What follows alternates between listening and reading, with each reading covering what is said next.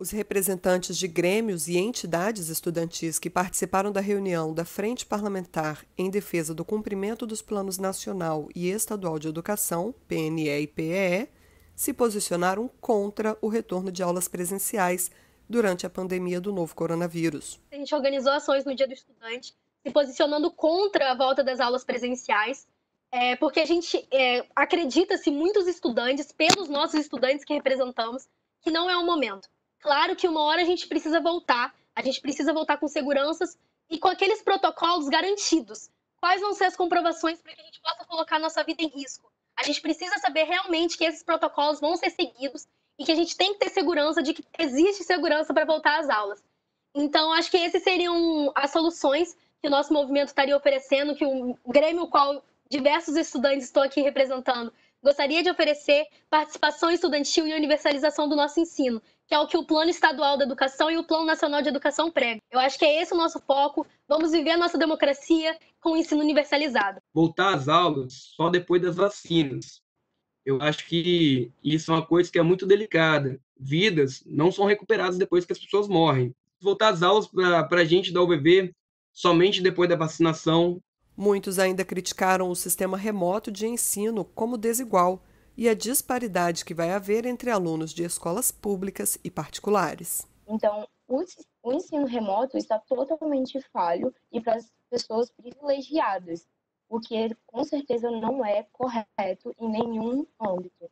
E sobre a gente fazer isso chegar, fazer isso chegar a essas pessoas, o correto seria, no mínimo, uma distribuição de meios tecnológicos para esses que não conseguem.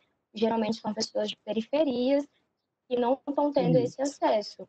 Então, fazer com que os métodos tecnológicos cheguem a elas juntamente com a internet. Enquanto não tiver internet e oportunidade para todo mundo, a educação não vai ser para todos. E, para além, o ensino remoto, em si só, ele não adianta. Ele precisa estar acompanhado de uma qualidade.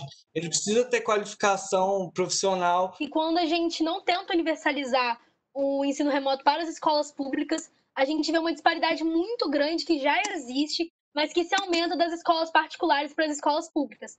Então, a gente vai ter pessoas que estão nas escolas particulares conseguindo estudar, enquanto as pessoas das escolas públicas não conseguem. E como que isso vai ser lá na frente nas universidades? As perspectivas relacionadas ao cumprimento das metas do PNE e do PEE também foram um tema da reunião. Que essa política que tem sido colocada pelo governo federal é uma política que vai na contramão do Plano Nacional de Educação e do Plano Estadual de Educação também.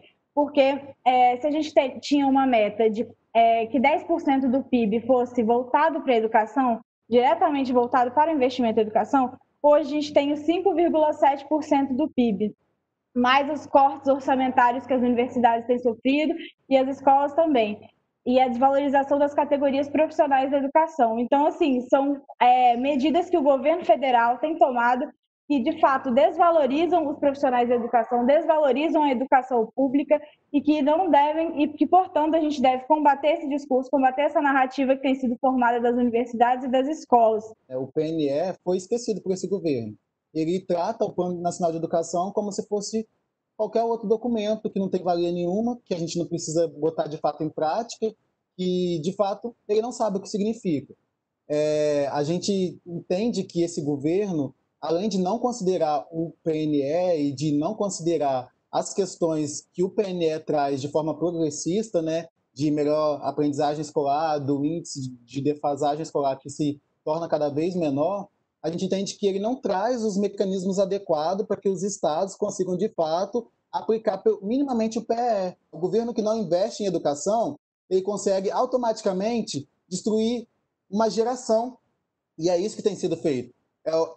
É destruir uma geração de novas mentes pensantes, de senso crítico, desenvolvimento de senso crítico. Nada disso está sendo feito dentro desse governo. E as formas para sucatear estão sendo reinventadas. Como que eu coloco um Enem para acontecer no meio de uma pandemia sem precedentes? Porque a gente sabe que até janeiro essa vacina possivelmente não vai estar garantida. E se tiver garantida, não vai ser uma vacina que já vai ter atingido aquele jovem da periferia, aquele jovem do interior dos estados do Brasil.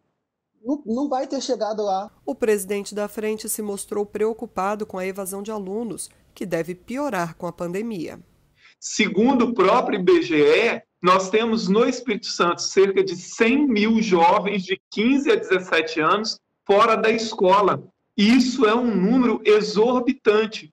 E agora há um grande temor de que, com a pandemia, uma parte considerável de aluno também vai ser evadida da escola, principalmente nessa faixa etária, que é a faixa etária que normalmente já é aquela de maior desistência mesmo do ensino e de pessoas que né, querem entrar no mundo do trabalho. E com a situação econômica agravando-se, essa é uma situação que nós temos que tomar muito cuidado.